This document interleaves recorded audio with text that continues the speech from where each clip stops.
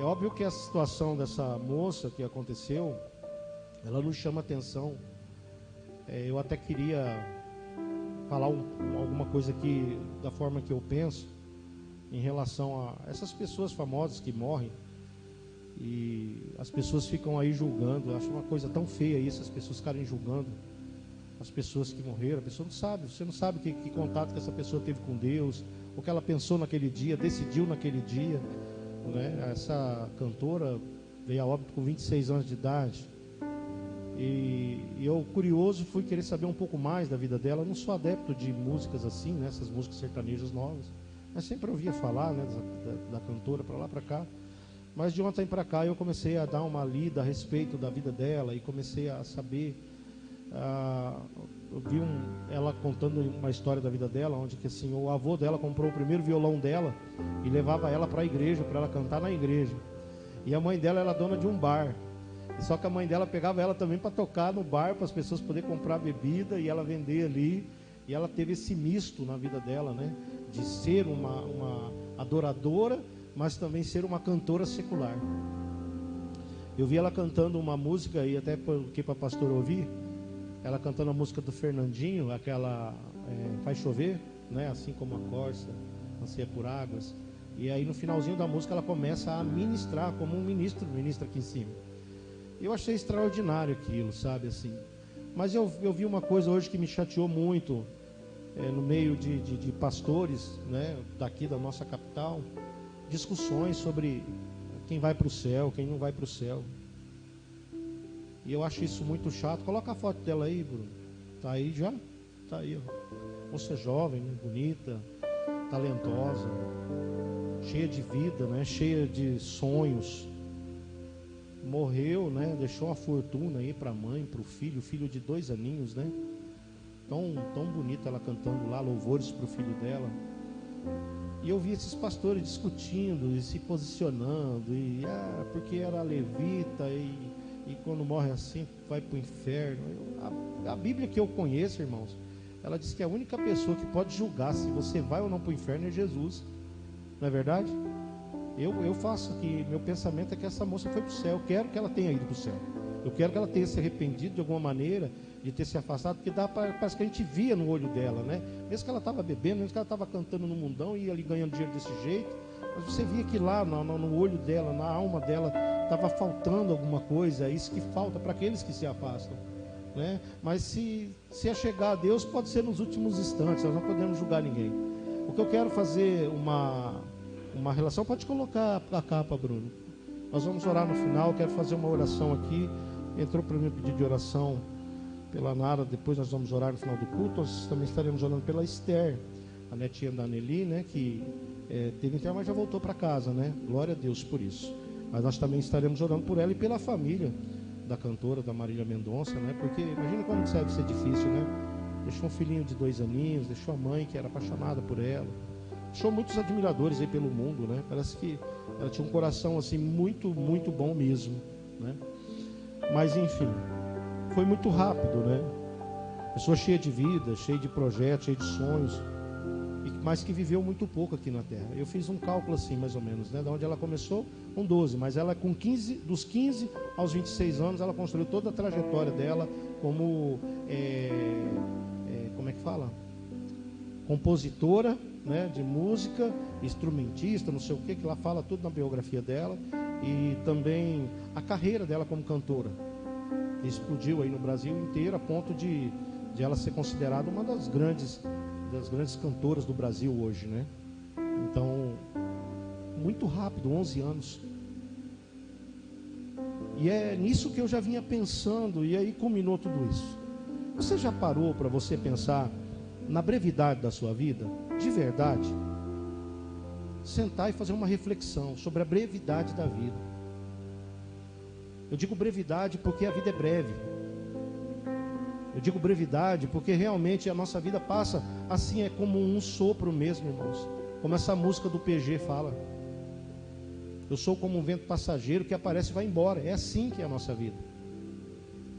A nossa vida diante da eternidade é aquilo que o Bruno colocou aqui, ó, esse vídeo que ele descobriu na internet, trouxe para nós na época do último Renove, né, Bruno? E E de fato é isso. Mas o pior disso tudo é que a gente fica muito fixo naquilo que é de agora, aquilo que é momentâneo, aquilo que nós podemos adquirir, aquilo que nós podemos conquistar, aquilo que nós podemos ter aqui na terra. Mas isso é errado, pastor? Não, não é errado. De forma nenhuma, não é errado você querer ter as coisas. De modo algum é errado você querer ter uma vida financeira boa. De modo algum é errado você querer adquirir uma casa boa, um carro, alguma coisa. Não, não é errado. Errado é você não pensar na eternidade. Errado é você permanecer aqui nessa terra, vivendo as coisas do agora e esquecendo que o amanhã não é seu. Falei para você, Jesus, que eu estava te dando spoiler naquela hora. O amanhã não é nosso. Ele não é nosso. Você se engana se você imagina que o amanhã pertence a você.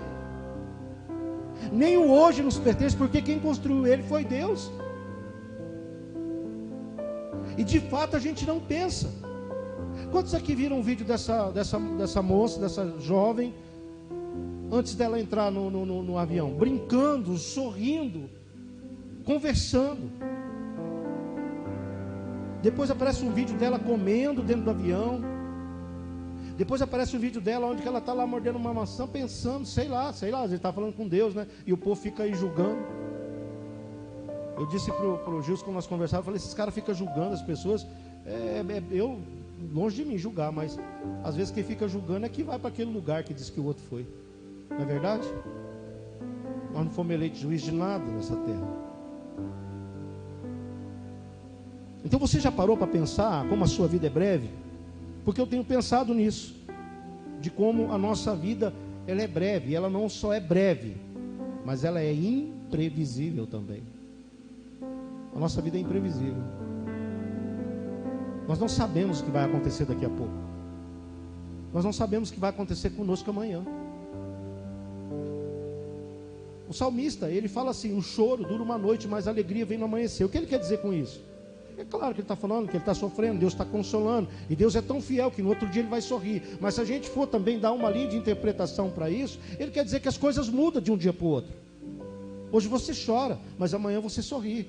Hoje você perde, mas amanhã você ganha. Porque as coisas mudam. Hoje nós estamos vivos, amanhã nós podemos já não estar mais. Hoje nossos entes queridos estão vivos, amanhã talvez pode não estar mais. E como diz os antigos, né, a gente não morre só de morte morrida. A moça tinha saúde. Ela estava até no projeto de uma dieta lá, emagreceu não sei quantos quilos. Estava saudável, mas um acidente tirou a vida. Por isso que não é negócio você ficar brigado com o seu irmão.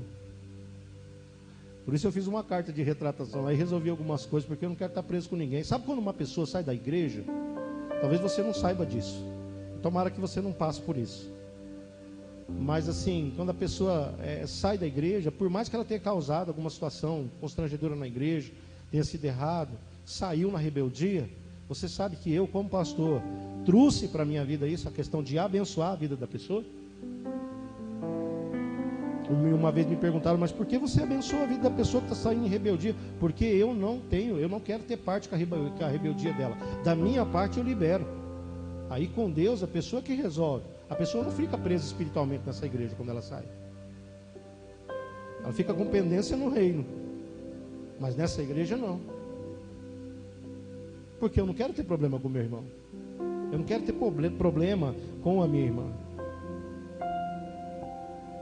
A nossa vida é breve e é imprevisível. Hoje nós estamos aqui, mas amanhã nos cabe um talvez. Talvez estaremos, talvez não estaremos. Pastor, isso é incerteza? Não. Não é uma incerteza. É o saber que de fato quem conduz a nossa vida é Deus. É Ele que rege a nossa vida. É Ele que determina. O nosso Deus não é um derrubador de aviões, irmãos. Mas Ele permite, obrigado, Deus abençoe, que determinadas coisas acontecem. Nós temos muito pouco tempo nessa vida para a gente se posicionar em relação a Deus. A gente tem muito pouco tempo nessa vida para a gente se posicionar como filhos e como servos. A palavra está exposta, escancarada. A pessoa de Jesus Cristo nós devemos conhecer na íntegra, para que a gente venha ter a salvação. O texto de 2 aos Coríntios, capítulo 4, ele fala sobre saber passar por essa vida para herdar uma vida eterna. Paulo, em determinados momentos do capítulo 4 inteiro, a vontade foi de ler o capítulo 4, mas nós já tomamos muito tempo. Cheguei a separar aqui no meu iPad o capítulo inteiro para ler, mas se der tempo no final a gente lê. Mas ele fala que as leves e momentâneas tribulações vão chegar na nossa vida, mas elas passarão, e a gente precisa se manter na fé, a gente precisa manter focado, né, no alvo da soberana vocação que é Cristo Jesus. Paulo, ele vai trazer várias recomendações, tanto que no final ele diz, né, não atendendo nós nas coisas que nós vemos, nas coisas que nos atraem, nas coisas que nos tiram da presença de Deus, mas vendo para aquilo que os seus olhos às vezes não conseguem, seu olho natural não consegue ver, mas o seu olho espiritual, esse sim consegue perceber, que é o que nos interessa. Nós vivemos a nossa vida assim, essa pregação vai ser bem breve.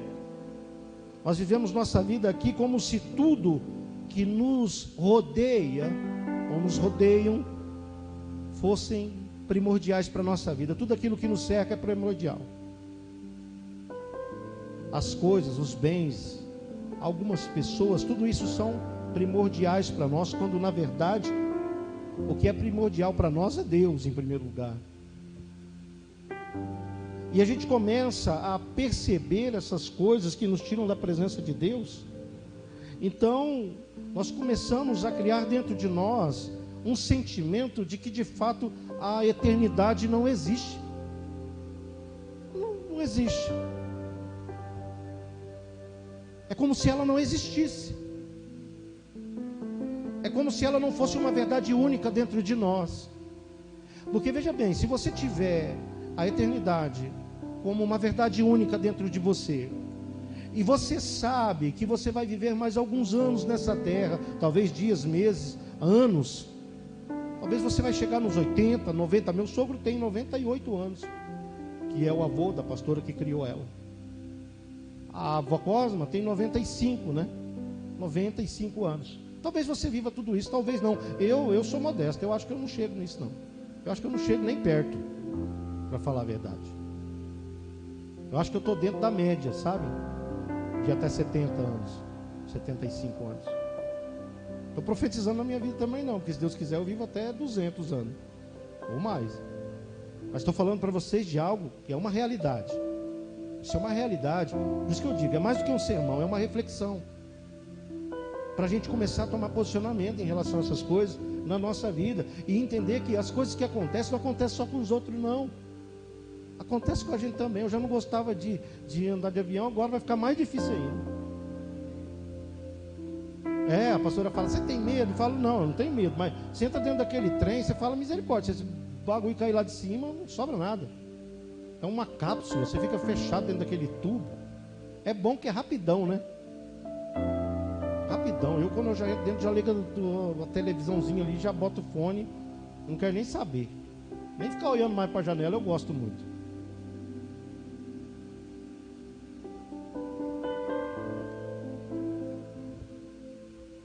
Tudo que está à nossa volta é sempre muito urgente e muito importante, menos Deus. Está entendendo agora quando eu falei sobre dízimo e oferta? Não estava falando sobre dinheiro, estava falando sobre fidelidade. Estou falando sobre valores, estou falando sobre fidelidade. Não estou falando de imposição, estava falando de bênção.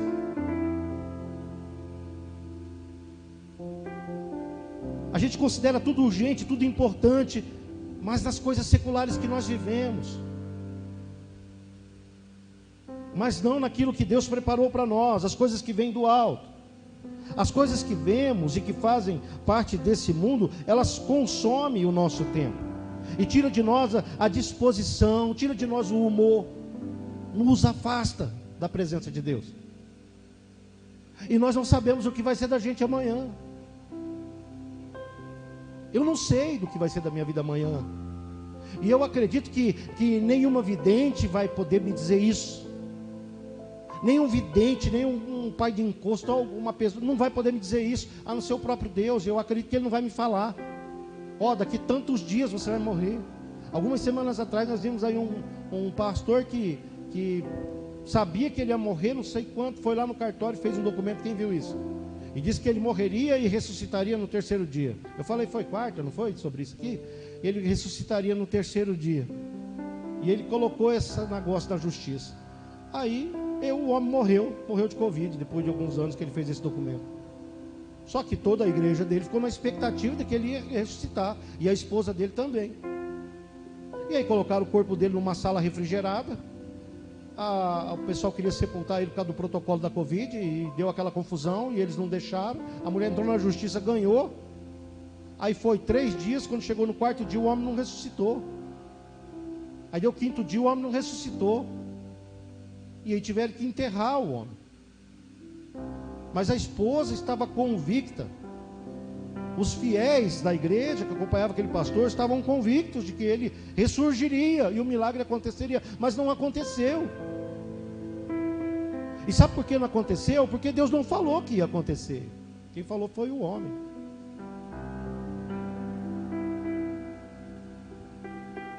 É só Deus que sabe do nosso amanhã. Nós não devemos esquecer que as coisas que vemos, todas elas, sem exceções, são temporais. Inclusive você.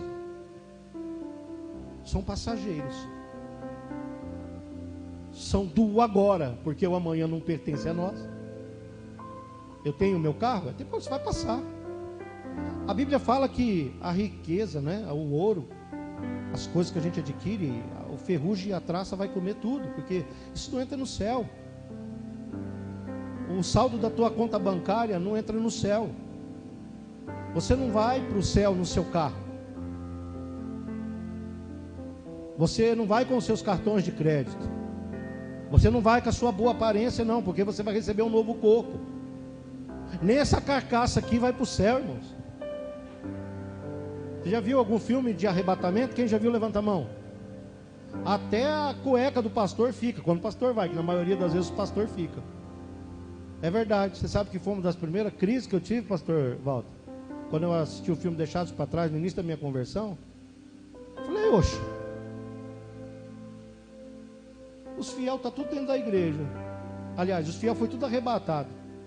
E o pastor ficou.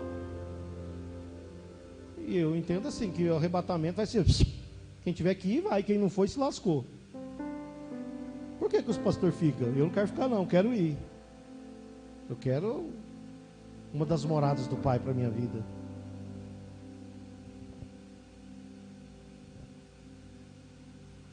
Essas coisas passam muito rápidas.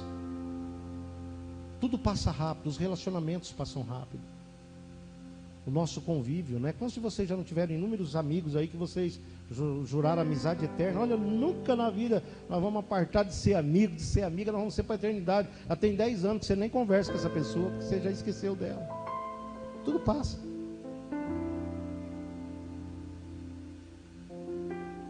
Nosso emprego passa, a nossa casa, nossos relacionamentos e até a nossa vida.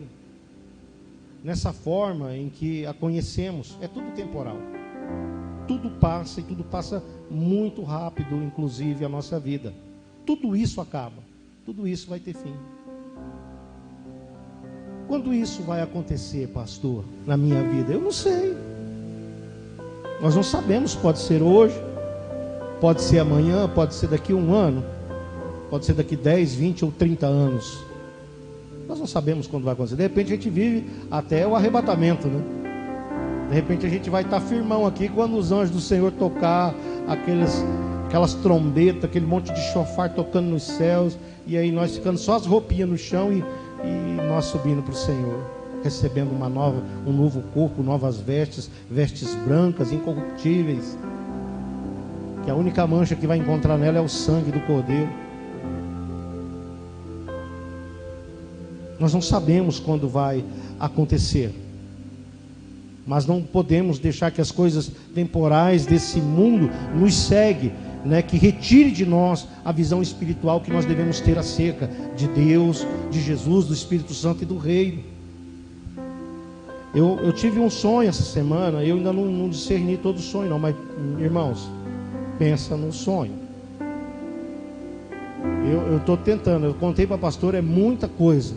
Foi ontem à tarde, né? Ontem à tarde. A Thaís e a pastora resolveram bater perna na cidade. E o João ficou em casa, né? Levei uma marmita pro João, ele comeu uma, eu comi outra. Falei, vou aproveitar e vou dormir. Porque na noite anterior eu não tinha dormido muito bem. Aí eu dormi a tarde inteira. Da 1h da tarde até 3h30, quando ela me ligou, porque nós tínhamos um atendimento ontem aqui na igreja. E eu tive um sonho. Um dos sonhos que eu tive, uma das partes do sonho, que é muito grande, daria uma pregação inteira, que nem aquela vez da visão que eu tive dessa igreja. Uma das coisas é que a minha visão estava sendo prejudicada. E eu falei para a pastora, interessante, olha só, é que eu carregava todos vocês, toda a igreja, num ônibus, Júnior. Era, sabe esses ônibus articulados, que tem uma sanfona no meio? É como se fosse um ônibus daquele muito grande, cheio de gente. Nós íamos para um evento da igreja, e nós chegávamos lá, era muita gente. Eu falava assim, que eram umas 180 pessoas, mas lembrando do sonho, tinha mais de 1000 pessoas lá dentro. Mas no meio que se destacava, cada um de vocês estavam lá, dentro disso. E eu levava vocês no ônibus. É interessante isso que aconteceu, porque de repente, quando eu cheguei naquele lugar, né, algumas pessoas foram lá onde o som estava ligado e colocaram numa rádio e começaram a dançar forró lá dentro, de onde ia ser o culto. E o culto estava separado para ser um culto mais na frente, assim, preparado para a igreja, ser ministrado como está sendo agora, e um outro salão à parte, tinham preparado um outro culto, assim, com luzes, com essas coisas, e o presbítero Zé tinha arrumado para que os jovens tivessem um momento deles lá também.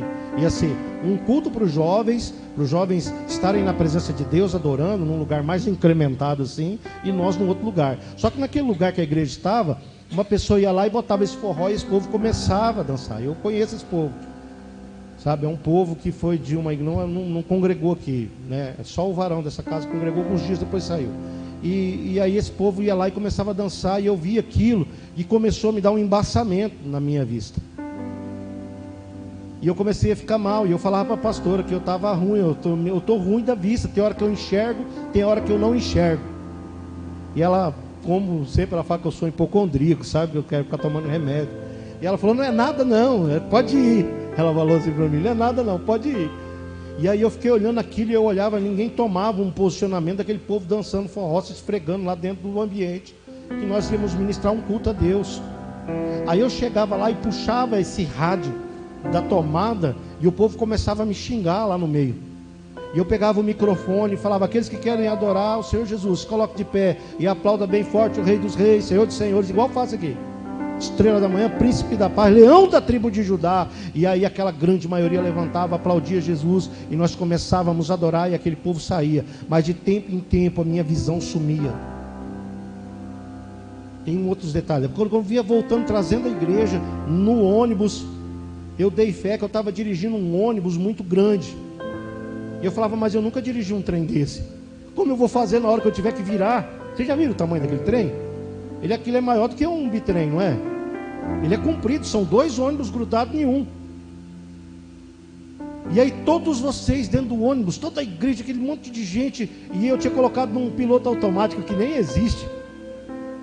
Aí o ônibus começava a descer uma descidona assim, e tinha hora que a minha vista sumia e eu conseguia dirigir um pouco. Lembrei até do Sérgio, que falava que dirigia 3 quilômetros dormindo, que amargava até a boca. E aí começou a descer, e quando eu dei fé, eu falei, meu Deus do céu, como vai ser lá na frente para virar e não sei o que? Então eu pulo para o banco, desliga aquele negócio automático e meto o pé no freio. Quando eu meto o pé no freio, parece que o ônibus ia tombar, assim, ia cair, ia acontecer um acidente muito feio. Eu não estava pressionado, porque ainda a cantora não tinha morrido ainda não, eu acho, na hora desse sonho. Foi por volta das 4 horas da tarde, no horário aqui, né? 3h30, 4 horas da tarde. Eu estava lá, na verdade, umas 3 horas da tarde eu estava lá, lutando. E minha visão sumia, eu dirigi um pouco e falava, Deus, eu tenho que levar esse povo em segurança, Deus tem que levar esse povo em segurança. E até que a gente conseguia, não acontecia acidente nenhum, com muita dificuldade, eu conseguia chegar e trazer os irmãos em segurança. Aí nós chegávamos na minha casa, aí eu ia no espelho para olhar, a minha cara toda estava deformada, a boca, um olho, né? Quem chegou a ver o olho da Pimentinha antes da cirurgia? Meu olho estava igual ao dela, assim, estourado para fora, um lado, E o outro lado assim, bem danificado. Eu ia no espelho, eu olhava aquilo e falava para a pastora Josi: mas como você falou que não era nada, olha para isso. E eu ficava desesperado. Aí a voz falava no meu coração assim para mim descansar. Aí eu descansava. Eu deitava, mas daqui a pouco eu tinha que levantar de novo e a gente ir para a igreja. Aí nós íamos assim, saindo, aí eu e a pastora ia sair, nós encontrávamos até no sonho a irmã Muriel, que fala assim: ah, pastor, o seu olho está avermelhado. Aí eu olhava no espelho assim, né, que a Muriel falou. Aí eu olhava no espelho, meu olho estava assim só avermelhado ao redor, mas tinha todo o meu rosto restaurado. Tem muito mais coisa desse sonho, mas só para a gente entender sobre essa questão da deturpação da visão, que é uma das coisas que o inimigo faz com muita frequência na nossa vida. Deturpar sua visão de eternidade, de reino, de compromisso com Deus. Isso é uma coisa que ele faz constantemente. E quando nós começamos a falar sobre isso, eu logo discerni essa questão. Sobre a questão de visão espiritual, visão do reino, visão da igreja. A luta que nós temos para manter a visão correta, para conduzir a igreja de uma forma correta. É a mesma visão que você deve ter para conduzir a tua vida para a eternidade, para conduzir a tua família, porque o inimigo vai atacar você de todos os lados. Ele ataca a igreja, ele quer envergonhar a igreja, ele tenta tirar a visão dos líderes. E o que Deus colocou no meu coração em relação a essas coisas, que tudo isso é temporal.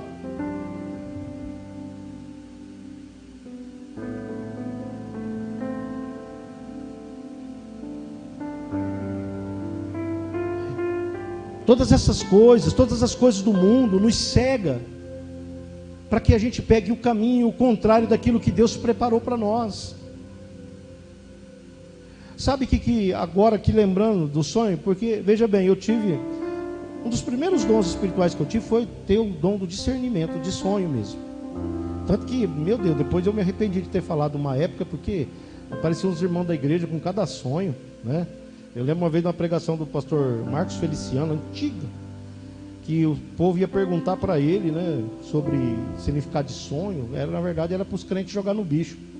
Aí um dia uma irmã falou assim, pastor, eu vi uma cobra engolindo um sapo. O que isso significa? Ele falou: irmã, significa que o sapo está na cadeia alimentar da cobra, entendeu? E a cobra estava com uma fome danada e ela engoliu o sapo. Você deve ter visto isso na televisão, em algum lugar. Não é verdade? Mas tem sonhos que Deus fala conosco, e fala muito, hein? Não fala pouco não, sobre essa questão de tentar deturpar a visão, de tirar a gente do foco. Esse é o momento que o ônibus estava no piloto automático. Isso aqui está vindo agora no coração, no piloto automático, sem uma pessoa lá cuidando, dirigindo, levando, conduzindo. Como se Deus falasse: a visão não é essa. A visão é essa, onde eu coloquei você, para que você faça da forma que eu te coloquei. E está aí você lutar por isso. Você acha que eu me envergonho de falar que eu tive um sonho como esse? Quantas vezes a minha visão já não foi atrapalhada no ministério? E o atrapalho, irmãos, não é adultério, não é essas coisas não, roubar ou isso, aquilo não. Às vezes é deixar, por exemplo, eu cuidei de presbitério 2 anos, a igreja sofreu, porque eu viajava muito. Não é ruim para uma família onde o esposo viaja a semana inteira, fica 10, fica 15 dias fora. Lembra quando o Júnior, a Cristina acho que não quer nem sonhar mais que o Júnior pega a carreta para viajar. Eu acho que nem o Júnior mesmo, mas quer isso para a vida dele. Imagina uma igreja sem pastor. Imagina um povo sem direção.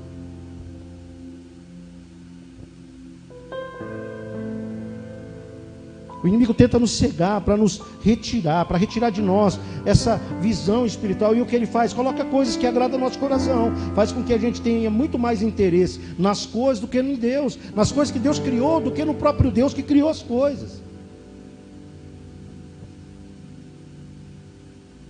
E nós precisamos ter essa visão espiritual, porque o mundo espiritual, irmãos, esse é eterno. Esse é para sempre. Está na hora de nós vivermos realmente prestando mais atenção nas coisas do alto, nas coisas que vêm de Deus. Eu estou priorizando hoje aqui o reino. Não estou falando que você não deve priorizar a sua família. Eu não estou dizendo que você não deve priorizar seu casamento também. Eu só sei que é uma coisa, cada uma no seu lugar. Cada uma no seu lugar. Muitas coisas acontecem nas nossas vidas por falta de sabedoria. Talvez porque a gente está assim, ó, enxergando uma hora, não enxergando uma hora, enxergando outra hora. Não enxergando, enxergando, não enxergando, enxergando. Muitos de nós estamos vivendo dessa forma. Quando na verdade o nosso foco tem que estar lá, ó, nas coisas do alto. Naquilo que Deus desenhou para mim e para a sua vida. Você sabe o seu dia de amanhã? Não, não sabe. Tenha dúvida se vir um anjão aí de 3 metros de altura falar que você vai morrer amanhã, porque é bíblico, porque não é. Você não sabe. A única coisa que você precisa saber, entender, e a Bíblia deixa isso bem claro, é que a sua vida é como um sopro. É como um vento passageiro. Um dia você chega, no outro dia vai embora. O seu corpo é temporal. Nós somos, eu gosto de usar essa palavra porque as pessoas não pensam nisso. Quando você vai no mercado e compra uma barra de presunto. Quem gosta de comer presunto aí, levanta a mão. É gostoso, né? Ainda mais se tiver com uma mussarela junta, né? Um pãozinho, enfim, uma lasanha. Vixe, dá até fome uma hora dessa. Se você comprar um presunto, tá sadia lá, bonitão, e você colocar ele em cima da mesa da sua casa, e não na geladeira, e esse presunto passar por 3 dias fora da refrigeração, o que vai acontecer com o presunto? Oi? Vai estragar, vai apodrecer. Vai ver que é por isso que fala que a pessoa morta vira um presunto, né? Estraga. Mas por que o presunto estraga? Porque ele é um produto perecível. E nós também somos produtos perecíveis. Porque um produto perecível é todo produto que tem data de validade. Então vai chegar uma hora, nós vai para o céu, nós vira presunto. E a gente precisa falar disso. A gente precisa pensar nisso. Nós precisamos refletir sobre a eternidade. O dia de amanhã não pertence a você. O meu dia de amanhã não pertence a mim. Você trabalha como um louco hoje, mas amanhã, às vezes você não vai nem acordar. Vou dizer para vocês, meu irmão era dono dessa empresa que tem bem aqui no fundo, que chama Treva Fiação. Ele era dono. Trabalhou, foi para o Japão, trabalhou que nem um louco. Já contei inúmeras vezes isso. Meu irmão estava bem. Meu irmão chegou num dia lá e foi na oficina que eu tinha aqui na Ernesto Gás para falar porque eu bebia muito, fumava muito, aprontava muito. E ele foi lá falar que eu tinha que fazer uns exames, né? Eu tinha que me cuidar, queria me ajudar, que não sei o que. Ele era bem melhor do que eu financeiramente falando. E alguns dias depois, esse meu irmão, de aparência saudável, sabe assim, um cara que não comia muito, que caminhava, que, sabe, cheio de... O Ziel lembra bem dele, né, Ziel? Do Edson. E de repente um dia ele sentiu uma azia, uma queimação, igual eu aqui o dia que eu quase fui viajar antes. Quase que eu fui viajar antes do combinado, que nem fala o Rolando Boldrin. Aí de repente eu estou lá em casa cozinhando uma costela, me liga minha cunhada e fala, corre na tua casa, teu irmão morreu. Mas como assim? Ele amanheceu com uma queimaçãozinha aqui. Aí a gente foi lá, ele foi trabalhar, não estava se sentindo bem, foi no médico, o médico deu até contei a história para o Felipe esses dias, para o Filipão, e eu contei a história para ele, porque o médico falou, você tem aqui no teu histórico que você tem gastrite, deu um antiácido, uma injeção nele, mandou ele para casa, a queimação parou, ele foi para casa. Resultado, ele chegou, tirou a roupa, sentou na cama, deu um infarto agudo do miocárdio nele, que as pessoas chamam de ataque fulminante. 37 anos de idade. Comprou casa, comprou apartamento, comprou carro do ano, sabe, ganhou dinheiro, trabalhando, mas e aí? Tudo que ele construiu desmoronou, meu sobrinho se fechou, não conversou com mais ninguém, minha sobrinha ficou desnorteada, minha cunhada também, e virou aquela coisa, e eles tinham um sistema, japoneses, separaram da nossa família, não quis ajuda, e foi uma coisa muito terrível que aconteceu. Mas eu penso assim, ele morreu no dia 4 de agosto de 2005, 4 de agosto de 2005. Será que no dia 3 ele imaginou que ele viria a óbito? Será que no dia 4, quando ele amanheceu e sentiu uma azia, ele imaginou que ele ia a óbito? Claro que não. No dia que eu tive o mesmo problema que ele, que se chama angina, é um pré-infarto. Eu vim para cá e estou trabalhando ali, mexendo no estúdio, fazendo carpete no chão e comecei a sentir aquela queimação. Tomei sal de fruta, parou a queimação, mas uma coisa estranha estava no meu corpo assim. Eu tanto fui conversar com o Fábio, advogado, o Fabinho da Fran, e conversando com o Fábio, falei: Fábio, eu não estou bem, eu vou para casa, cara, outra hora nós conversa isso e eu vou. Ainda segurei até no outro dia, eu estava infartando de um dia para o outro.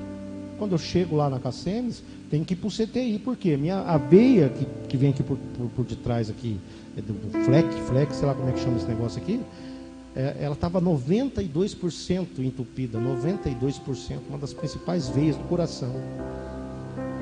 E eu ganhei o quê? 2 stents aqui. 2 molinhas que entrou lá na veia para poder o sangue passar mais livre. Mas eu imaginava, não, eu achava que eu estava só com a minha glicemia alta. Que eu ia tomar um monte de insulina na barriga, que nem eles faziam quando eu ia lá. E nunca imaginei que eu ia parar numa CTI em tempo de pandemia, ia ver 3 pessoas morrendo do meu lado e ganhar 2 molinhas no meu coração.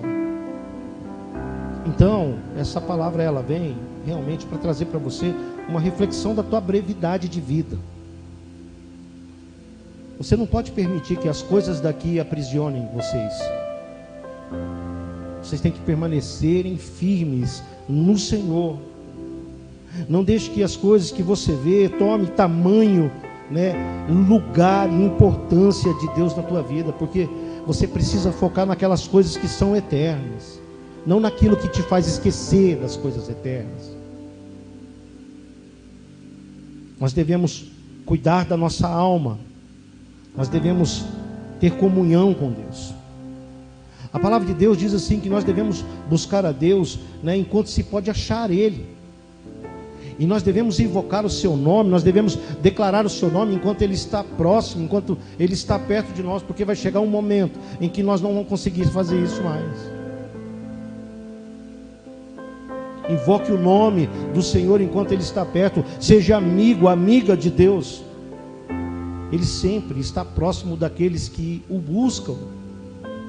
A palavra do Senhor não diz que Ele está com os ouvidos atentos ao clamor, ao falar da sua voz, da sua boca, ao seu declarar. Que os olhos deles estão fitos em vocês o tempo todo. A comunhão com Deus coloca o valor das coisas temporais nos seus devidos lugares. Agora está aqui, talvez uma parte que você não tinha entendido até agora. As coisas temporais são necessárias na nossa vida? São ou não são? Algumas são, mas não essenciais. Quando a essencialidade é o próprio Deus, Ele não pode ser deixado em segundo plano. Mas se você fizer cada coisa no seu lugar, então você não precisa se preocupar. Quando nós colocamos Deus na nossa vida, nós temos comunhão com Deus, o valor dessas coisas temporais são colocados nos seus devidos lugares e faz com que o nosso tempo aqui na terra vale a pena. Ele passa a valer a pena quando nós colocamos a nossa vida em Deus. Cada coisa secular, cada coisa temporal no seu lugar faz com que a nossa vida vale a pena ser vivida nesse lugar. Paulo diz que o viver era Cristo e o morrer era lucro. Ele também diz assim que você deve tomar a cruz e seguir a Jesus. E isso não é uma vida casta, irmãos. Isso não é uma vida de castigo, não. Isso é uma honra fazer. É uma honra adorar o Senhor. É uma honra estar na tua casa. É uma honra poder glorificar o seu nome. É uma honra entregar a nossa vida para Jesus e ser batizados, arrepender-se do mal que nós cometemos. É uma honra fazer isso. Quem coloca as coisas pesadas no Evangelho são os religiosos. Nós não somos religiosos. Nós temos uma religião, mas não somos religiosos. Porque religiosidade mata. Quanto mais perto de Deus estamos, menos importância as coisas que nos tomam tempo. tem valor. Quanto mais próximo de Deus você se achega, menos aquilo que te atraía tem valor para você. Eu consegui abdicar e abrir mão de muita coisa que não me faz falta. Não me faz falta. Porque eu permiti que esse amor de Jesus ocupasse as lacunas que ficaram no meu coração, na minha vida, quando eu entreguei a minha vida para Jesus. Quando estamos em comunhão com o Pai, nós valorizamos o que Ele valoriza. E nós priorizamos aquilo que Ele prioriza. Aí eu penso, nós estamos então com a nossa visão aonde? Na eterna idade. Não é legal esse nome? Eterna idade. Eu sempre falo, nós deveríamos parar de falar eternidade. Isso me faz lembrar de um professor que eu tinha chamado Haroldo, dentro do seminário de teologia. Ele gostava de usar essa frase. Eterna idade com Cristo. Você conheceu o Haroldo, né, Elaine? Aquele tatuadão? Você conheceu, né, Zé? Uma vez eu levei o Zé para assistir uma aula, né? Assistir uma aula dele, não foi? Ele que tinha essa pegada de falar eterna idade. Porque é uma idade que nunca acaba, ela é eterna. A eterna idade com Cristo. Vou viver na glória para sempre. É isso que importa. Nós merecemos ser felizes aqui? Claro que sim, senão não tinha sido pago um alto preço pela mim e pela sua vida. Mas tem um custo também para a salvação. E a gente precisa arcar com esse custo.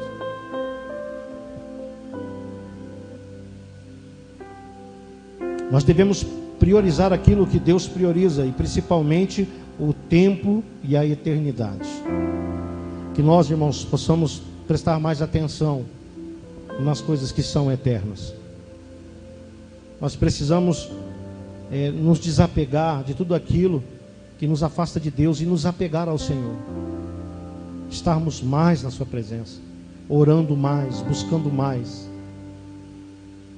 E nos momentos em que a nossa visão embaça, que o inimigo tenta jogar alguma coisa no seu olho, limpa, pede ao Senhor: Senhor, eu quero enxergar, Senhor, eu quero ver aquilo que o Senhor quer me mostrar, eu quero chegar no destino.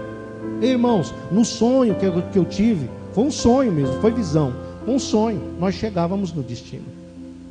Mas nós sofremos no percurso. Lembra quando eu preguei aqui entre Sem e Mispa? A dificuldade que o povo de Israel, juntamente com Samuel, tiveram, até onde eles chegam num ponto que eles levantam a pedra e chamam de Ebenezer. Foi muita luta, e depois muita luta para eles chegar até no outro lugar. Então você não pode permitir, né, que você padeça nesse percurso entre a nossa vida, preste atenção, a nossa vida aqui na terra e a eternidade. A eternidade é um fato, irmãos. É por isso que a gente vem na igreja. É por isso que a gente vem na igreja, porque nós somos chamados para a eternidade. A gente só não vem aqui para dizer assim: obrigado, Jesus, porque o Senhor derramou o seu sangue por mim e eu não tinha condição. Não, Ele derramou o sangue para que você fosse para a eternidade. Diga comigo: Ele derramou o seu sangue para que eu fosse para a eternidade. É para isso que Ele verteu o sangue. E a gente vem na igreja por causa disso. A gente vem louvar, a gente vem agradecer, a gente vem ser curado.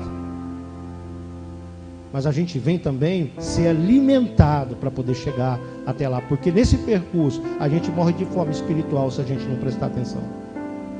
Se a gente não tiver um choque de entendimento. Pode subir o Ministério do Louvor. A vida, irmãos, ela é um sopro. A eternidade é onde a nossa vida será fruto das nossas escolhas aqui. Quantos escolhem o céu aí? Diga amém. Quantos escolhem ficar aqui na riqueza? Diga aleluia. Nem um aleluinha? Nem um glória a Deus? Quantos desejam o reino? Diga amém. Aleluia, irmãos. Que alegria poder pastorear um povo que quer morar no céu. E eu digo isso, amém. Não estou querendo que você vá, e eu também não quero ir agora. Quero ficar mais um tempo. Mas quando chegar o tempo de eu ir, eu quero estar preparado. Eu quero estar pronto. Eu quero assim, como hoje. Eu tenho convicção de que se o Senhor me recolhesse hoje, eu ia morar no céu. E eu quero fazer isso todos os dias, até chegar o momento, irmãos, de eu ser arrebatado ou eu dormir no Senhor, como foi o caso dessa moça de 26 anos, a Marília Mendonça. Se coloque de pé em nome de Jesus. Eu peço em nome de Jesus que você reflita sobre isso. Se você depois quiser ver de novo essa ministração, você entra lá no YouTube. Quem ainda não se inscreveu no nosso canal lá, se inscreva. Todos os cultos estão sendo postados no YouTube, não mais no Facebook. É só você entrar lá, sempre depois do culto, o Bruno ou o Gilson coloca o link e você pode assistir depois no YouTube. Amém? Vamos adorar o Senhor em nome de Jesus. Pode apagar a luz aí, Brunão. Não compreendo os seus